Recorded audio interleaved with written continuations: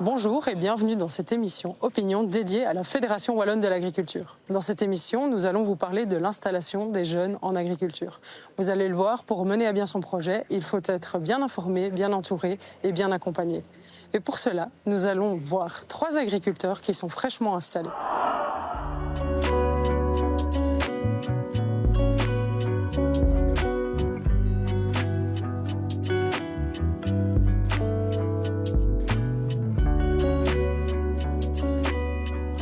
Alors voilà Mathieu, on est sur l'exploitation familiale ici, et toi tu as repris une partie de cette exploitation. Est-ce que tu peux nous expliquer un petit peu? Oui, en fait, depuis juillet de l'année passée, j'ai repris une partie de l'exploitation en association avec mon père. J'ai été baigné dedans depuis tout petit. J'ai été élevé à la ferme, mais j'ai toujours aimé ça. C'est une vraie passion depuis que je suis tout gamin, quoi. Est-ce que tu peux nous expliquer un petit peu le parcours d'installation? Au niveau du parcours d'installation, moi, au niveau de mes études, j'ai fait des études de général. Puis après, j'ai fait un graduat à Mons en bachelier automobile. Du coup, n'ayant pas de diplôme agricole, j'ai dû faire, en plus des cours du soir, j'ai notamment fait avec la foi pendant 1 an à Soigny. Et ensuite, ici, je suis en attente pour passer devant le comité d'installation. Et après, il y a toutes les démarches comme s'inscrire à la BCE et tout ça que je passe un peu. Est-ce que tu peux nous parler de peut-être une complexité qui est ressentie par les jeunes qui doivent s'installer? En soi, le côté administratif, même si on est quand même fortement aidé par des organismes comme la foi et tout ça. Mais vraiment, le côté administratif, et surtout que, au niveau de l'installation, c'est assez long à faire. Et c'est assez embêtant parce qu'après, on revient dans les périodes où on est fort occupé. Donc, il faut réussir à gérer le boulot qui est assez conséquent. Et à côté, tout ce qui est côté administratif, où on n'a pas forcément le temps en saison de le faire, quoi. Et toi, quelle est la particularité de un petit peu ton installation? Qu'est-ce que tu as voulu mettre en place sur la ferme?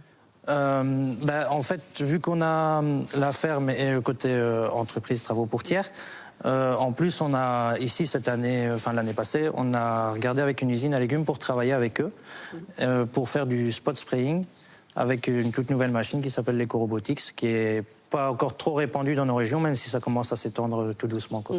Est-ce que tu peux un petit peu expliquer ce que c'est le spot spraying pour le téléspectateur? Alors là, c'est une caméra optique qui visionne la culture et qui va détecter les mauvaises herbes directement dans la culture et pulvériser juste les mauvaises herbes, ce qui permet de diminuer fortement l'utilisation de produits phytosanitaires et en même temps de pulvériser juste les mauvaises herbes. Donc ce qui est intéressant ici, c'est vraiment le travail de précision, quoi. Ouais, c'est ça. Et la machine, elle fonctionne comment exactement? Il y a de l'intelligence artificielle, si je ne me trompe pas? Oui, c'est une intelligence artificielle qui apprend continuellement quand on passe dans les champs. En fait, à chaque fois, elle continue à s'améliorer de jour en jour. C'est un algorithme. Et donc, une fois détectée, après, la rampe, elle va venir ouvrir juste le jet qu'il faut au niveau de la pulvérisation. Et donc, on a un jet tous les centimètres. Et ça fait une pulvérisation de 6 cm sur 6 cm. La marque au sol, c'est 6 cm sur 6 cm. Donc ça permet vraiment d'isoler la culture et les mauvaises herbes. Merci beaucoup Mathieu pour ton témoignage. Merci. On va maintenant retrouver Aurélien Holwood, un autre agriculteur qui va nous parler de son installation.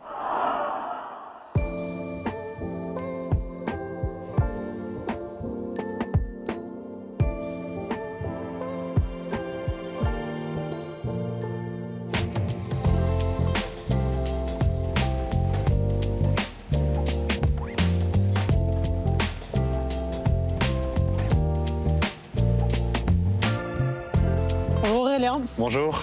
Alors ici, aujourd'hui, on est sur la ferme familiale et tu viens de reprendre, il n'y a pas si longtemps, une partie de la ferme. Est-ce que tu peux nous expliquer un petit peu? C'est ça, donc j'ai repris la ferme ici le 1er avril 2024. J'ai eu 31 ans et on a trouvé avec les parents que c'était le bon moment pour reprendre la ferme. Voilà, mes parents ont 50 ans, donc du coup, c'était le bon moment. Timing, ouais. Et est-ce que tu peux nous expliquer un petit peu le parcours de l'installation? Qu'est-ce que tu as dû faire pour pouvoir t'installer? Il faut penser à tout et alors, voilà, la reprise de la ferme, c'est de l'administratif. Je veux dire, côté travail, ça change pour le moment pas grand-chose. J'ai toujours mon travail, la seule chose en plus, c'est j'ai de l'administratif. Il y a le permis unique, voir s'il est en ordre, la demande d'aide à l'installation, bêtement les assises de mazout. qu'est-ce qu'il y a encore? La Pâques, voilà. J'ai eu un timing serré parce que, reprise au 1er avril, la Pâques, on doit le rendre fin avril. Ça a été assez serré, mais on y est arrivé. C'est déjà ça. Et si j'ai bien compris, tu as développé un petit peu ton truc à toi. Ici, on est dans l'étable et c'est lié notamment à l'élevage. Oui, au fait, on connaît les marges, ce qui se passe dans le secteur de la viande.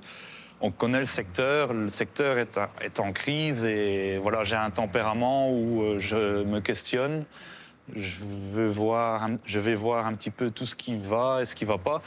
Et du coup, on a entamé une démarche de circuit court. On reconnecte un petit peu le consommateur avec la ferme et alors surtout des colis de viande. Après, on s'était dit, des colis de viande, c'est embêtant, on n'a pas d'outils de transformation. Il y avait quelques opérateurs, mais...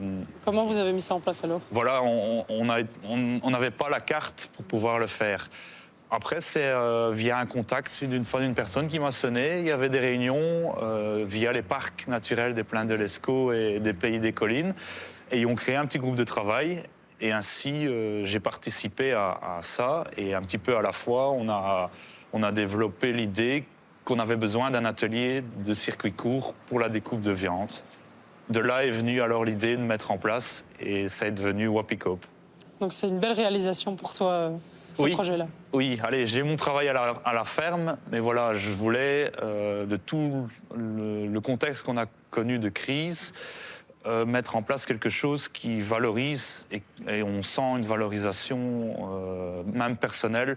Je trouve que ça m'a beaucoup plu d'aller là-dedans que de passer 5 heures à jouer au chat et à la souris à Bruxelles.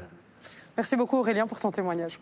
On va maintenant retrouver Arnaud Dauchot, un autre agriculteur qui s'est installé récemment.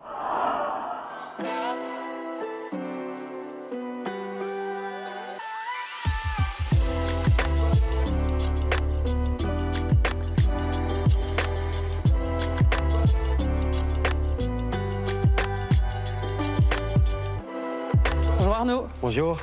On est ici dans la cantine aux chèvres. Est-ce que tu peux un petit peu nous expliquer ton parcours?